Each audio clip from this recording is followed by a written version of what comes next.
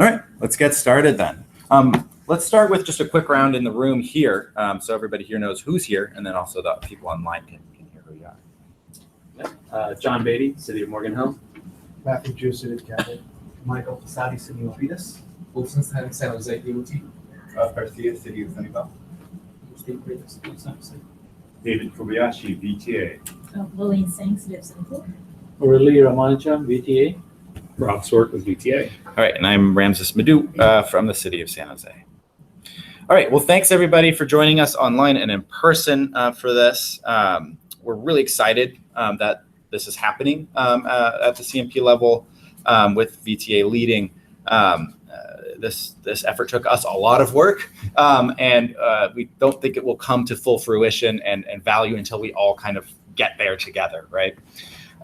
So what we're going to present today is the kind of San Jose version of all of this. Now, to be clear, we will talk about the policy itself, and we can dig in as deep as you want in the question section, but we're actually going to be talking about the kind of full scope of work that this effort took.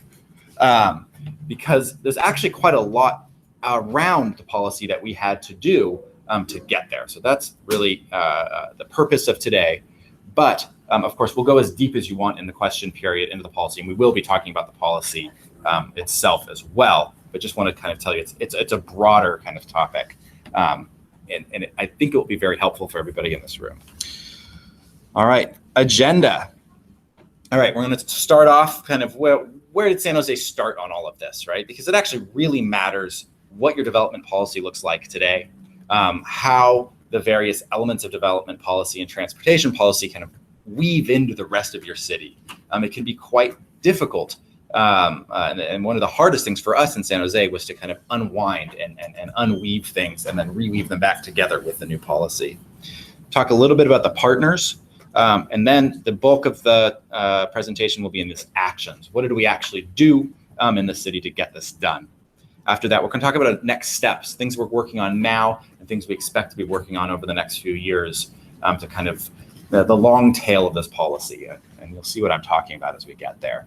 But there's a lot of stuff that's just unresolved and or just not totally ready to support this policy in action yet. All right, so where did we start? All right, so first, the general plan. The primary question we get from everybody is, why didn't you just wait for OPR to make their final guidance? Why don't you wait for the kind of other people to stumble and figure this out and then take that work? Well, it's actually because, one, our general plan really directs us to do this. One of the primary metrics for transportation in the general plan is reduction in vehicle miles traveled. One of the elements we use for the EIR for the general plan, as well as any general plan amendments, is vehicle miles traveled. Two, the other part of the general plan that really drives us here is we are meant to be focusing all of our current and future development in focused areas.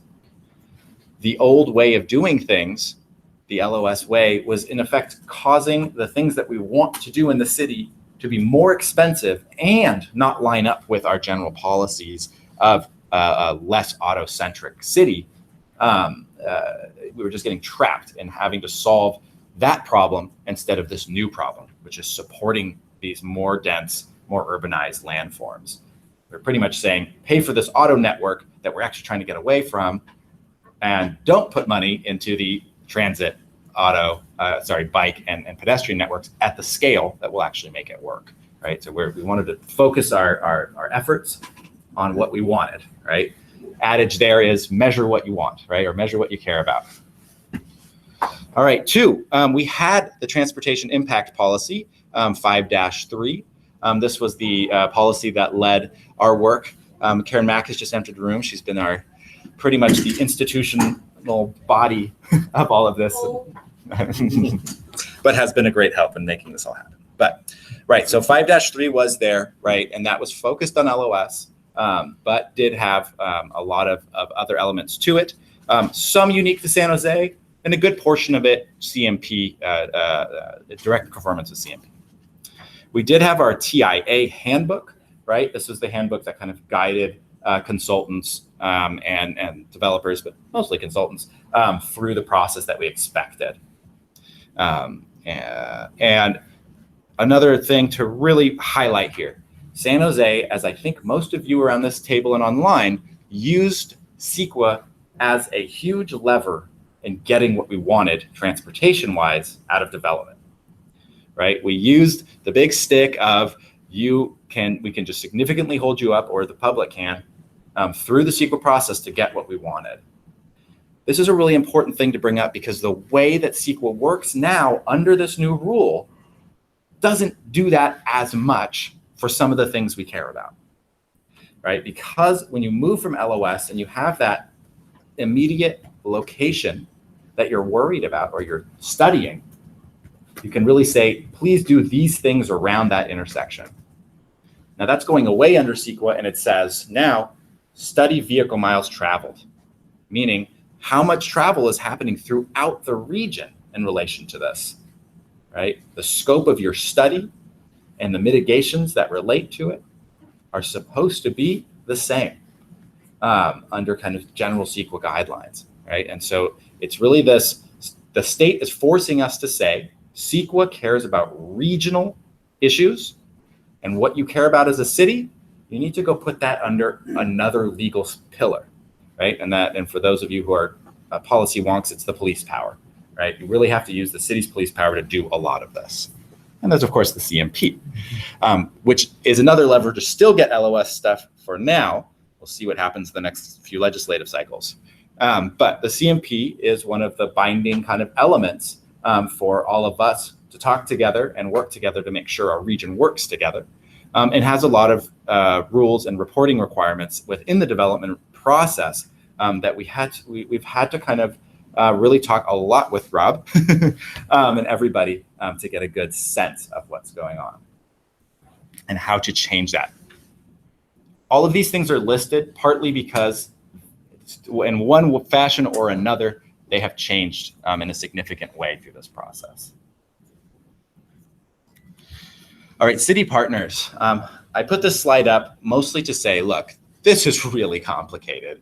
And you should be starting to build a team if you're going to make this work in your city as soon as possible. Making sure that your public works, planning, transportation, and others. We had OED. Oh, these are all the partners we had, right? Public works, planning, housing department, Office of Economic Development, the CAO, the city attorney's office, and of course the DOT.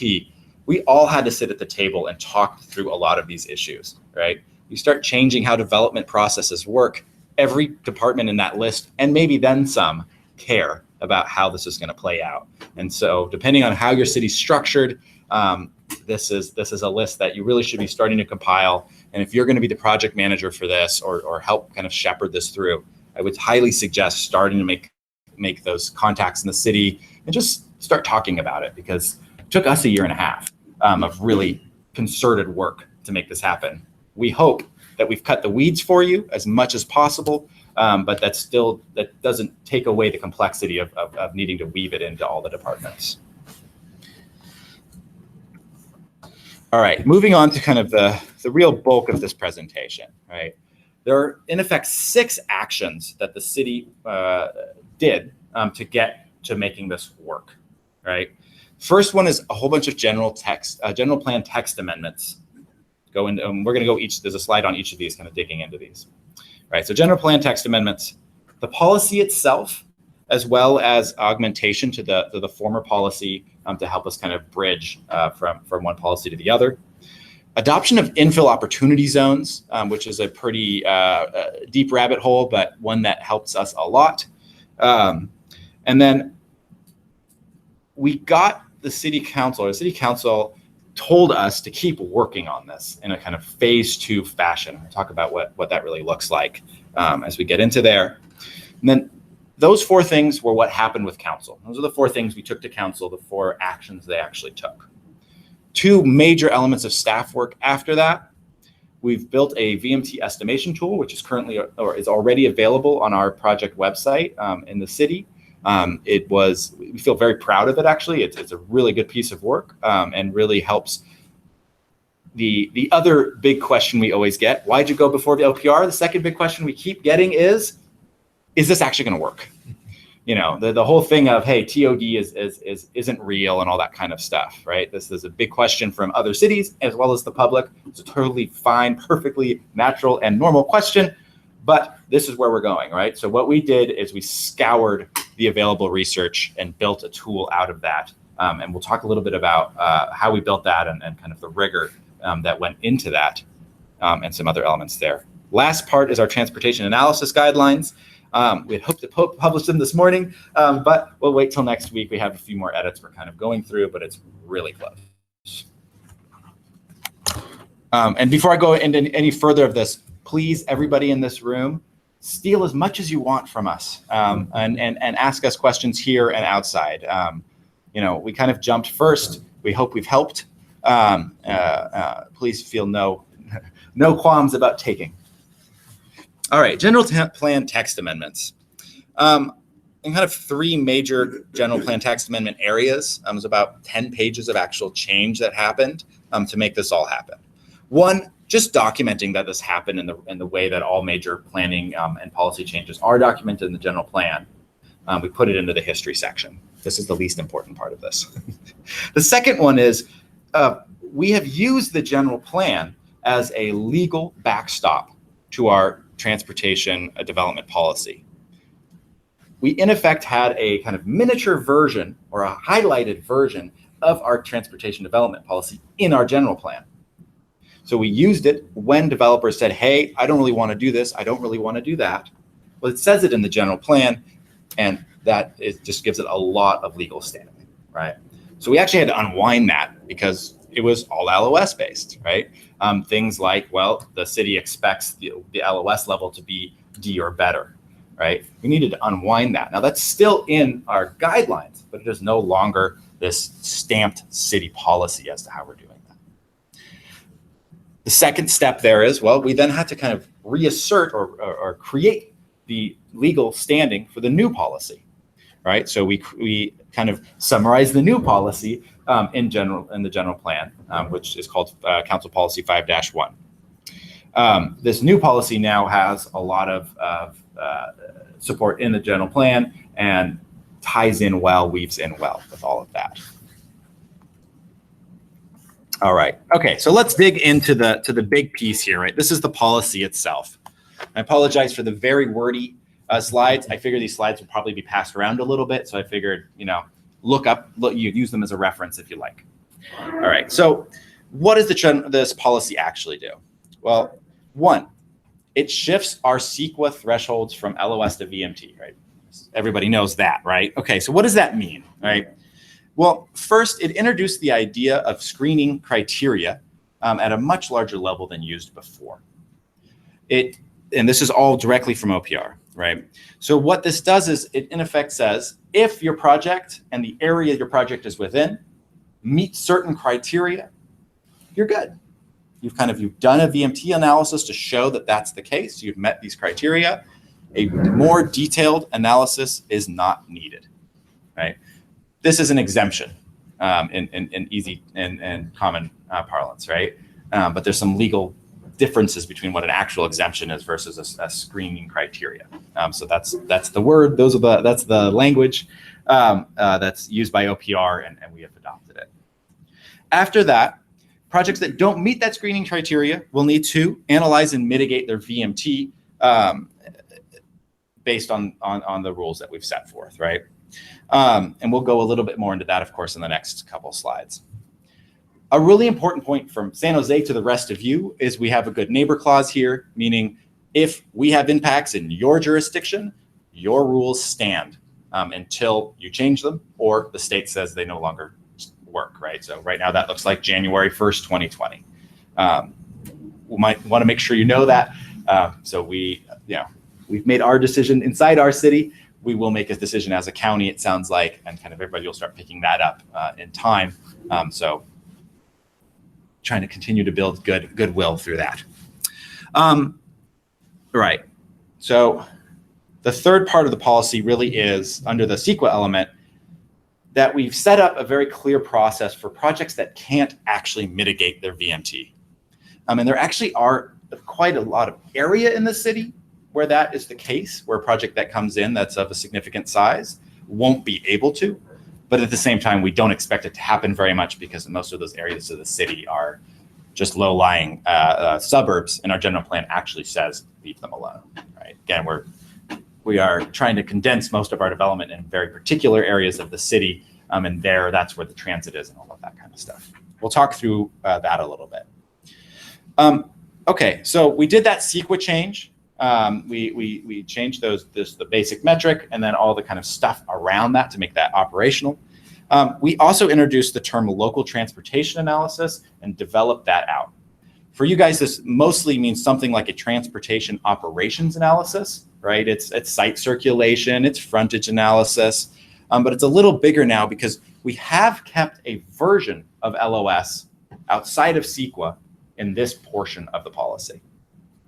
It still looks at intersections, and we call it intersection operations analysis, because we still need to make sure the car system works, right? We still care that our vehicle street system works. It's obviously very important. But the big change with that information is what we do with it, right? Under CEQA, if you measure something, you need to directly address that measurement. Well, what we're doing here is saying, if you have a LOS effect, a negative effect, please go do similar things to what you would do for VMT. Reduce trips from your site, help build out the multimodal environment. And then if those things still can't meet it, then let's start talking about traditional LOS elements. A little bit further on the LTA, we also kind of codified all of the practices that we've been doing. A lot of the kinds of analysis, a lot of the things we cared about before were kind of mostly in Karen's head. So before she decides to leave us all and go have more fun, we wanted to make sure we kind of codified for the city, what is it we actually do? And so we got that all down. You guys can undo all the damage. Right. One last note, the transportation analysis policy also makes the statement that existing area development policies, such as North San Jose, Evergreen, Edenvale, other things like that, stand. They are not being directly affected. Their CEQA may be based, the CEQA clearance that is there may be based on LOS, and we're saying that's okay as long as that's legally sound. There is some question for all of you who deal with these kinds of things as to whether that is legally sound after the change at the state level. Right? The OPR lawyers have said they believe that your area development policy EIRs, the transportation element, will need to be reviewed once the state rules come into place. There may be a big change there. So if you guys have area development policies, start thinking about that, because that could actually cause all of us a whole bunch of work really fast. All right, a little more on the transportation analysis policy. Okay, this is what VMT looks like in our city. This map here. We developed this map with a great amount of help from VTA. We actually updated our transportation model in the process of this. We have our own transportation model. I think a lot of you probably use VTAs directly. We actually kind of take it and add a lot of other more detailed information to it. The colors on this map are coded to the policy, right? So green areas are areas that meet the threshold. We'll talk about what that means in a second.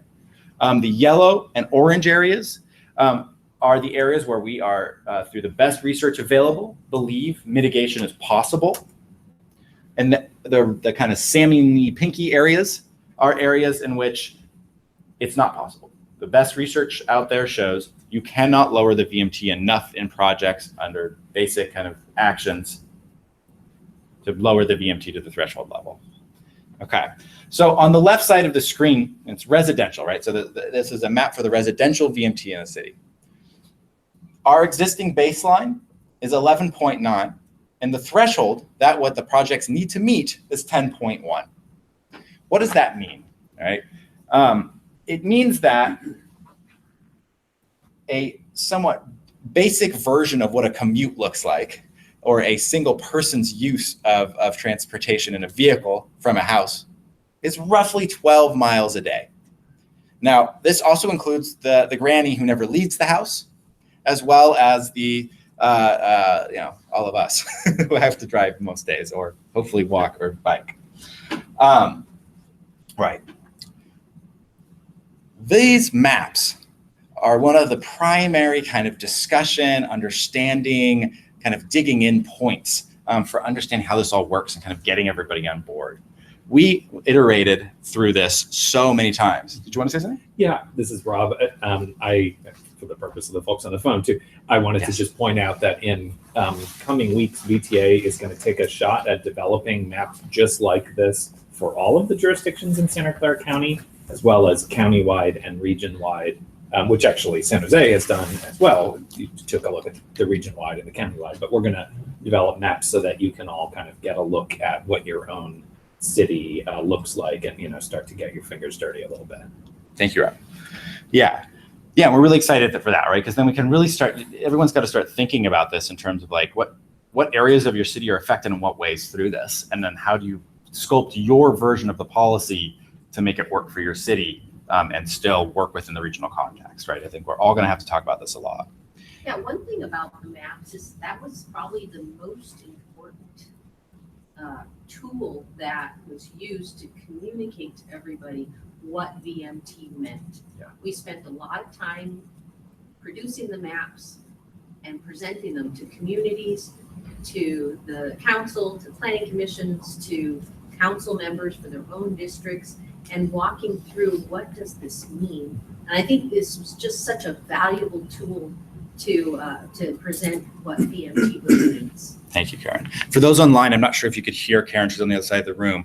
Karen was really stressing the importance of how these maps were the communication tool, the kind of cornerstone of talking through this policy, understanding it, and also how many versions of we did of these, right? We started off with the MTC ones, which are really broad brush and don't give you the right information at the local level. We then went with our own model and realized there was some issues with our model we could no longer stand to use. We then updated the model and got new maps. But the TAS structure within that model is too blunt in some areas to make sense, right? So you get these areas that are in effect green on this map and red right next to each other, and it wouldn't totally make sense. And so Augustine, who's sitting on the other side of the room here, built a very smart algorithm to kind of smooth it all out. So this map actually has a parcel level designation of VMT using a kind of search buffer that just it does a weighted average of VMT from all areas around it. We'll, of course, share that with VTA as well as you if that is something you would all like. All right. I have a question. Please. So does it mean for locations where it's unmitigatable, then we are recommending not to have residential projects in those areas then? The question is, for areas in the red, does the policy then recommend against building residential in those areas? No. What it says is if you're going to build there, you must meet certain criteria. So there are some criteria to get around this. If you're a small enough project, we won't even look at this, that kind of thing. But for larger projects, we have built a kind of a system to handle those projects and produce a statement of overriding consideration. And that system will cost those projects a lot more than it used to in the multimodal sphere, right? So can I just answer that question a different way? Please.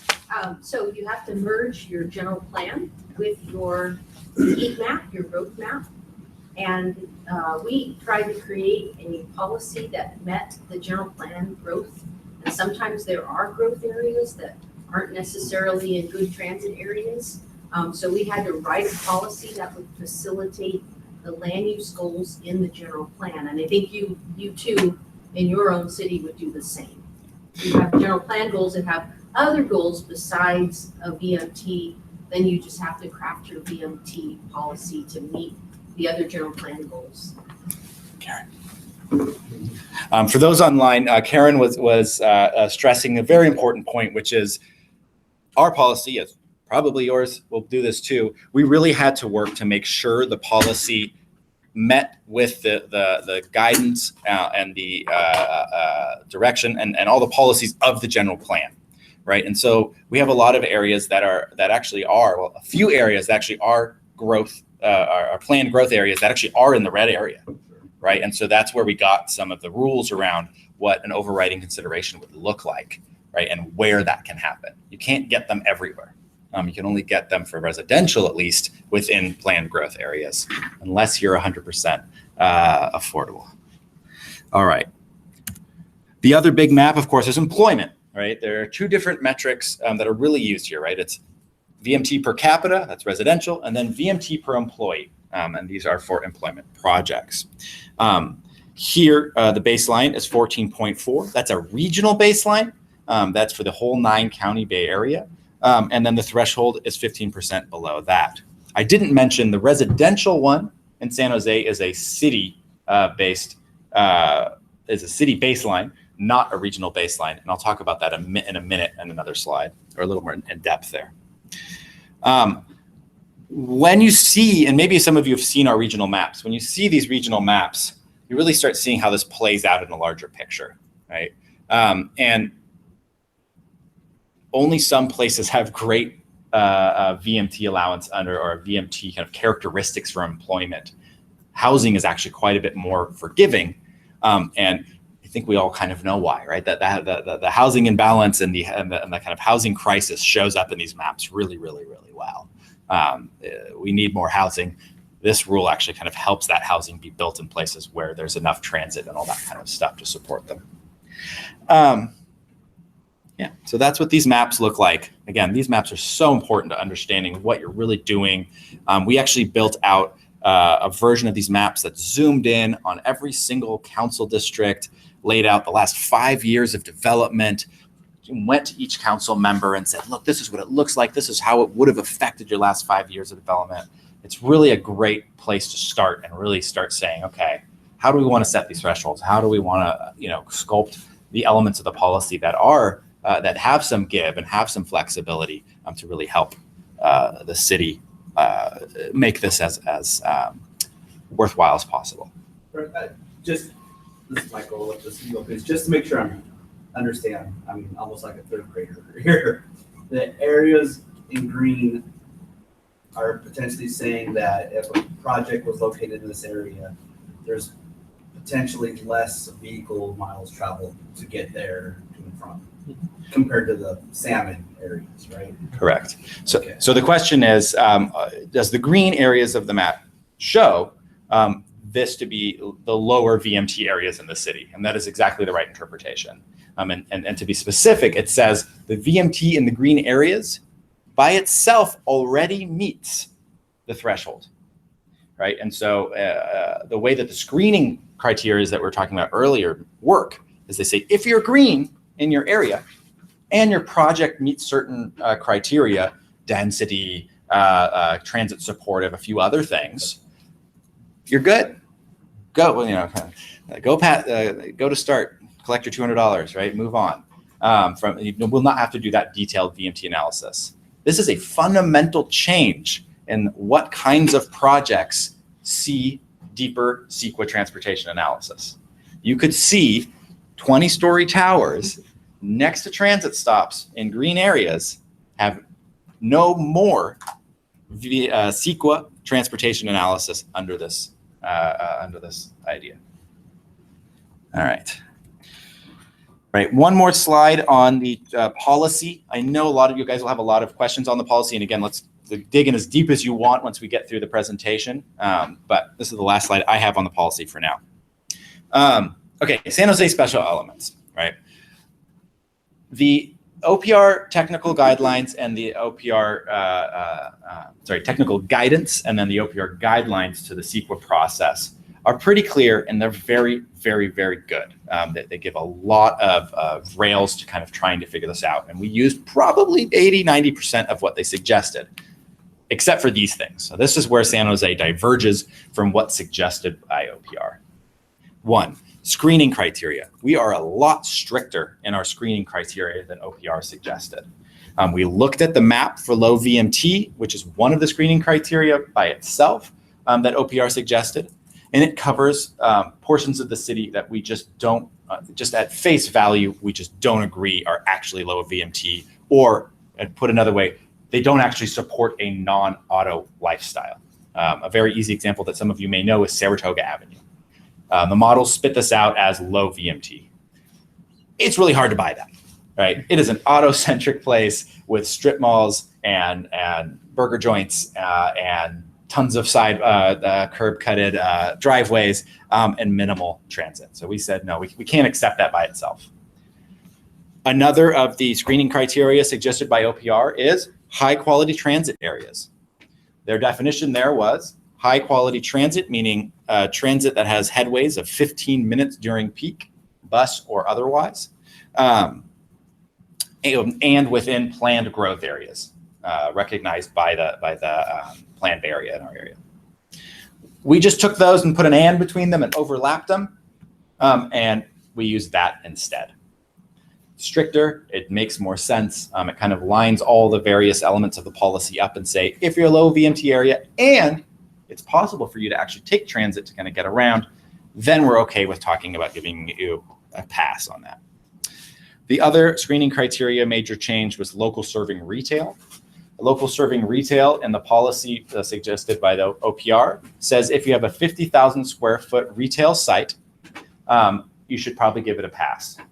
We did a study in San Jose to kind of figure out what is the level or size of a retail project that's still locally serving. We did a look over the last 10 years, and we found that all retail sites under that were classed as locally serving were no larger than 120,000 square feet. And so we said, let's give us some margin of error there, drop it down to 100, and we took 100 as our level. All right, so we saw that was kind of a conservative step. It's a bigger size, but it's commensurate with what happens in San Jose. Thresholds, right, are the actual VMT threshold, right? We're talking about those maps. You have the baseline and then you have the threshold. Which one should you use? A residential threshold is defined slightly differently than OPR's. OPR says, look at the regional residential baseline and then look at your city's baseline and drop down by 15%. Sorry, they say take whichever one is easier to meet and drop down by 15%. We looked at that and said, that makes like half the city just pass the threshold. And we said that's not okay. And so we said instead of the easier one, take the harder one, take the stricter definition of that. We have a category that doesn't exist in OPR, the industrial employment areas. We looked at our industrial employment areas as well as our industrial employment policies and found that industrial employment areas or sites in general had a 10% higher VMT than other employment sites. 2, our policies generally push these types of employment centers to outlying areas. And it's unlikely that VTA and the city of San Jose are going to put the money forward to create the right VMT supporting projects for those projects to lower their VMT.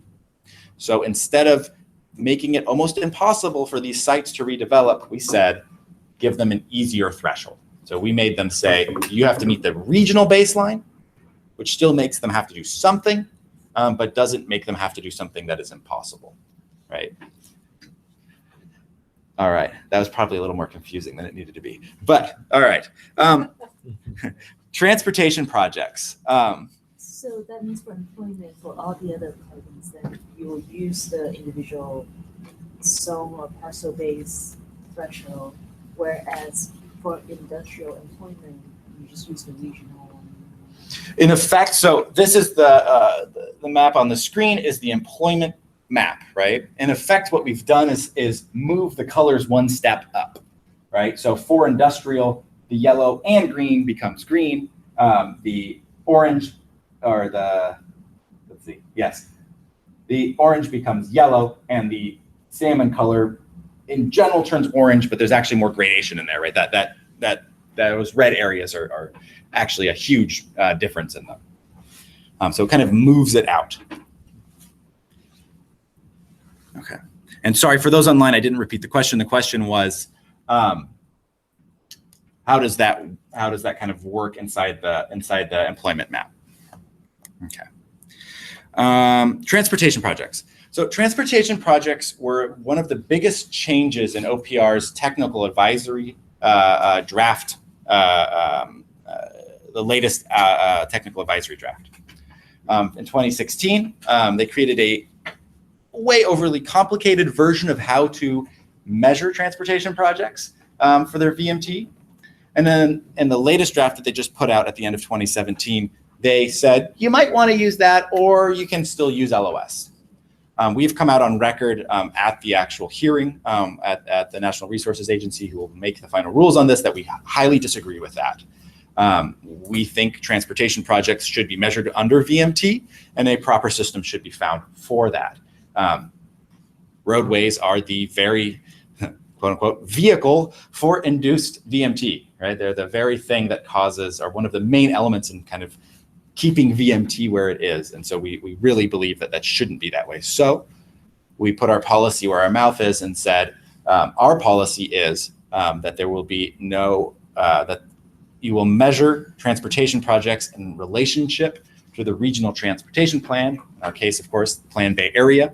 And in Plan Bay Area, there are what can be kind of seen as a county level VMT growth allowance. That's way complicated. Come talk to me or Wilson in the room back there, who really came up with all of this. He's really the actual mastermind of all the technical stuff here. I just talk a lot. All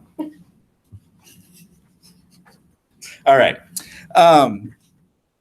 Last thing is statement of overriding consideration. We in San Jose didn't allow statements of overriding consideration for city level CEQA impacts under transportation before. This was a very scary step to kind of go into. How do we properly allow for projects and all of those red areas and those maps we were looking at to come forward and to go forward where the general plan allows, and not just kind of open the pay-to-play book, which we really didn't want to do. And so we came up with what we think is a pretty good system for handling them, which in effect makes those projects have to reduce VMT as much as possible at the project level, and commensurate with their size and the necessity of the area it's in, pay a fee, or that's not really the right word, to build value into the transportation system in the multimodal area, right? So what does that look like, right? The projects would come and talk with Karen and the council members and DOT and figure out what multimodal improvements are needed in the area beyond just what the site would need to do to reduce its VMT, up to a value that we have in a formula, and they would then either build that or give the city the money commensurate with their proportional impact on that.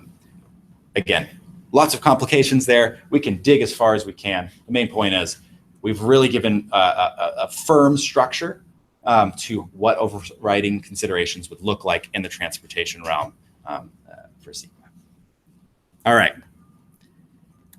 Moving on to the next topic after the policy itself is infill opportunity zones. Infill opportunity zones are actually based on a much older law, but were sunsetted and then reinvigorated by SB 743, the basic legislation that making us do all of this in the first place. What do infill opportunity zones do?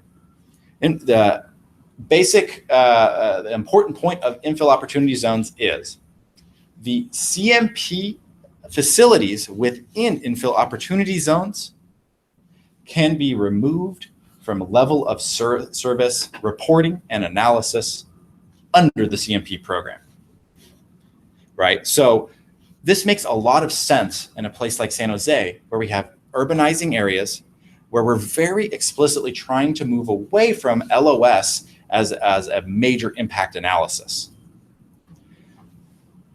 So what we were able to do is, based on the definition of IOZs, which looks really similar to our screening criteria, it takes planned growth areas, it takes or transit priority areas, and takes this larger definition of a half mile of around high quality transit and says intersections within that area can be removed from the LOS portion of the CMP program. Now, it does not move those facilities out of the CMP program altogether.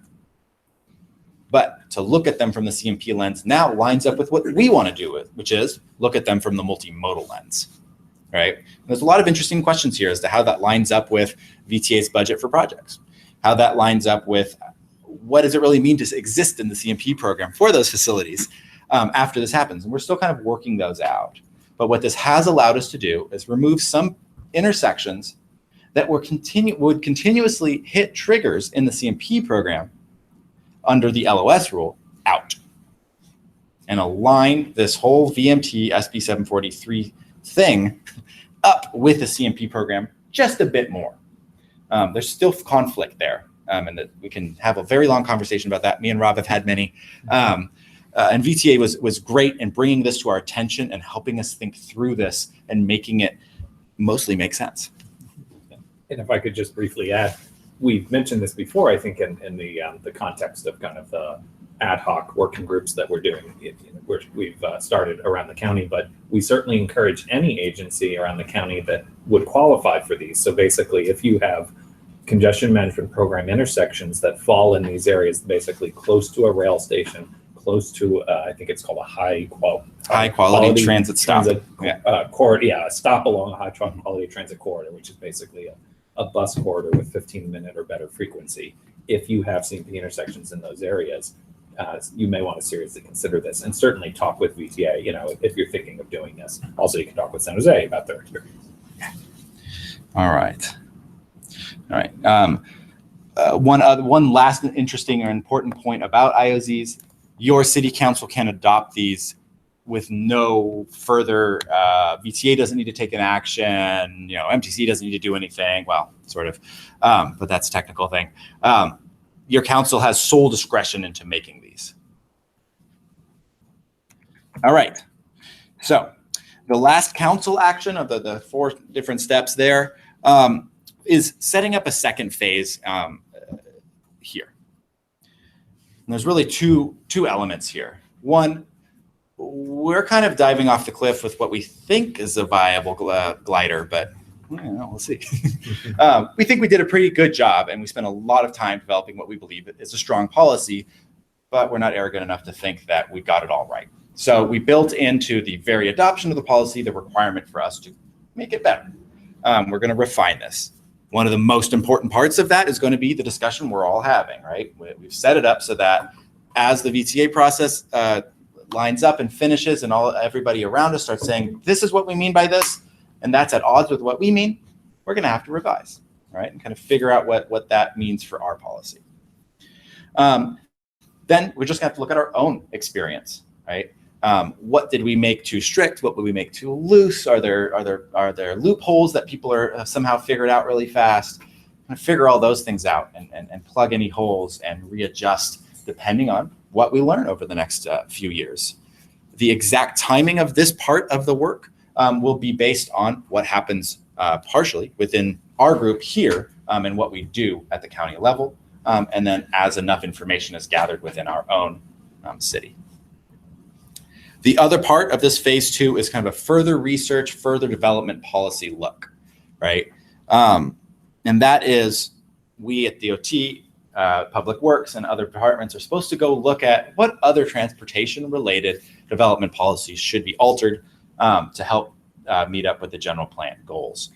Things that are being talked about are TDM ordinances, updating our insanely complicated parking code, and looking at county or citywide or even regional transportation impact fees. Talk about a little bit of that last point at the end of the conversation here. Okay, moving into what staff did kind of on our own under the direction of both of these elements ultimately fall into the purview of the Director of Transportation. But of course, Karen here helped an immense amount with both of these things, as well as other people. But really, both of these are really Wilson and Karen did 90% of the work. And Augustine, thank you. Very important to point that out too. Good. All right. Our VMT estimation tool. Again, I highly suggest you download this. play with it, kind of understand what it does. The VMT estimation tool is at first a communications tool. It is a direct statement of what the city sees as the VMT estimate for a site, and then what mitigations they can take. These aren't just kind of, oh, maybe we'll think this when it goes through the process. No, this is how we see it. Karen is using this in the development of scopes of work and in the studies, the actual transportation analysis studies. This now becomes an element. The output of this is actually meant to be part of this. And you can measure how effective your TDM is. Yeah. So what reductions, that's just such a Yeah, icing on the cake. yeah, we kind of got this great extra value out of this already because there's a huge swath of transportation demand management elements in here. And it gives an estimate based on the best available research. So how did we develop this? And I think this is really important for this group because we'd really like to pitch that we all as a county build something like this together as a web tool. Right now it's an Excel tool, but we'd really like to move this onto the web and see if it makes sense to build this at a county level. I think it does. Maybe you'll agree. The first step here is we built a very rigorous research requirements process. There is no anecdotal pieces of research in here. Everything meets minimum research requirements. And for those things that have multiple pieces of research within the same point, same TDM program or same infrastructure installation area, we use the best research. And we have, I think it's about five tiers of kind of definitions of what better research is in this area. So that kind of combs all the research, right? I believe the library that backs this up is around 90 articles and research reports, including the famous CAPCOA report, which we actually axed probably 50% out because the research behind a lot of what's said in CAPCOA actually is anecdotal or has been superseded by further research. Two, there's kind of like two big pillars or organizational research pieces in here. One is that CAPCOA piece, right? And it kind of helps us think through things like when different programs or mitigations overlap, how do you deal with that, right? It helps us lower that. It's called multiplicative dampening. Fancy word for saying don't overcount. The other portion comes out of a research from UC Davis. Do you remember the name of the report, Wilson? The name of the person or the title? The title of the report. Let me find it. Okay, good. This one does an amazing job of giving us a structure to apply mitigations in a locally contextualized way, i.e., it actually takes account for what the neighborhood type is. And it's based on census blocks, right? So this makes this immediately applicable to anybody in this room, right? It says, look, if you give everybody transit passes in an area with no transit, there ain't that much effect. But if you give everybody transit passes right next to transit, that has more effect, right? And it crosses almost all of the other research points in the tool, right? So it gives you that neighborhood-focused application. Let's see what else. Yeah. The name of the paper that Rex just talked about is called Quantifying the Effect of Local Government Actions on VMT. And it is a research paper done by UC Davis on behalf of ARB. Right. And So the research was done in 2013. Thank you. For those online, Wilson just gave the name of the research article. Maybe we'll either post that online or we can talk about that in future time. All right. Right. A few really cool things about this tool. This tool can go out to developers as they're building their pro forma and figuring out at the initial stages, what is it going to cost us to do this? What do we need to do to make this project work right? They can do this right up front as they're designing their project. As they come to the city and propose it to us, they can actually propose their project with a great deal of certainty for them, certainty for us, and less work and cost for us because they can say, we're going to build those bike lanes. We're going to make sure we have a great connection to that transit stop. We're going to make sure that we have these TDM programs in place.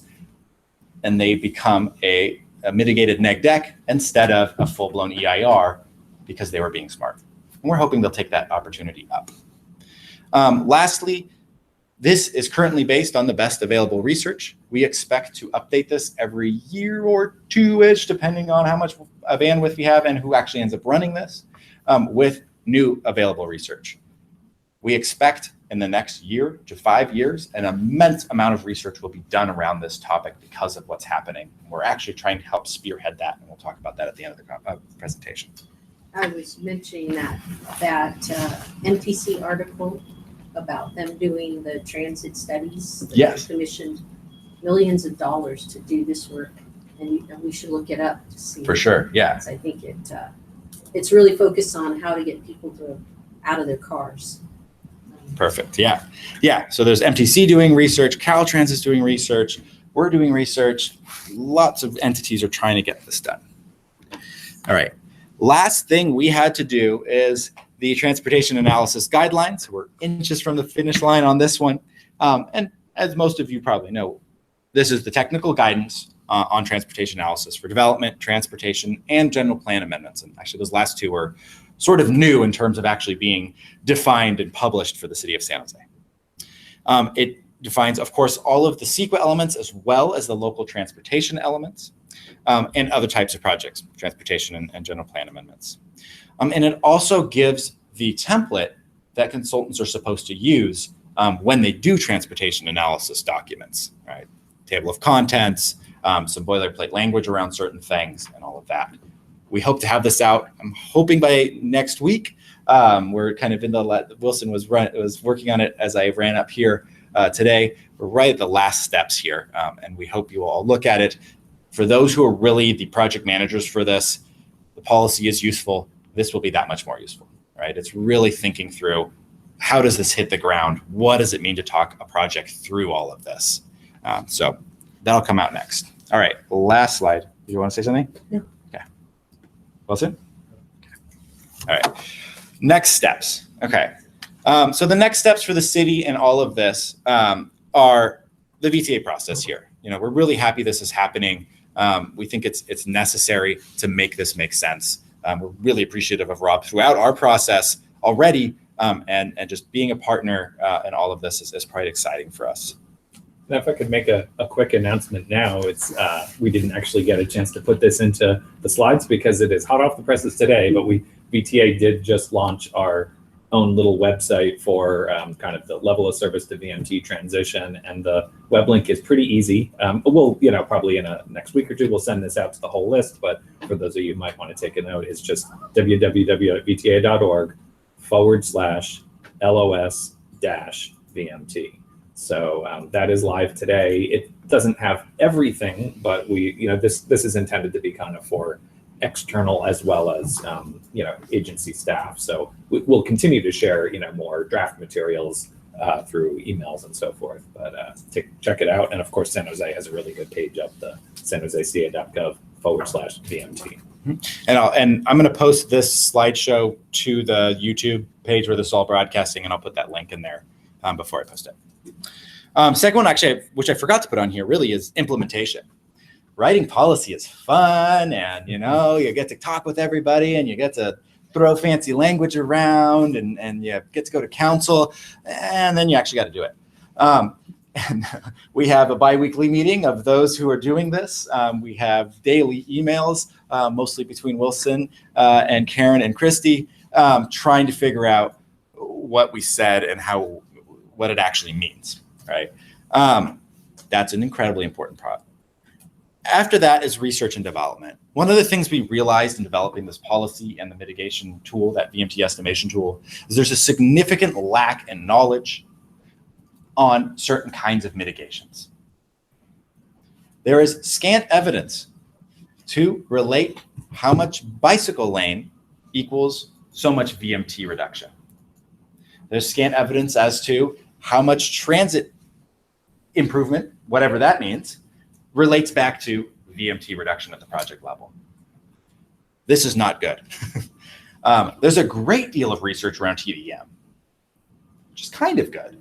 But if you think about it, our area doesn't actually support living without your car.